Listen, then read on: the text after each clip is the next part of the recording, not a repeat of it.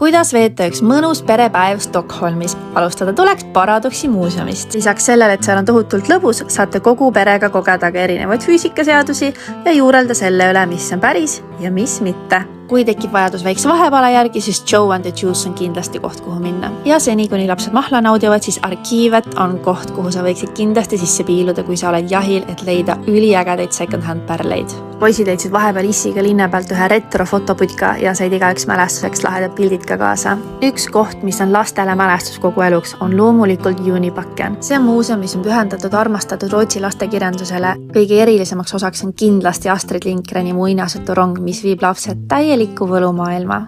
Ja loomulikult, kui sa juba Stockholmis oled, siis on Rootsi traditsioonilised lihapallid kohustuslik amps. Kui teil õhtul lõpuks veel energiat alles on, siis Junibackeni kõrval asub ka legendaarne Vaasa muuseum ja see tõesti on põnev nii suurtele kui ka väikestele. Ja siia lõppu minu enda kõige lemmikum soovitus on lihtsalt Stockholmi parkide külastus. Need on võrratud kohad, kus lihtsalt niisama olla.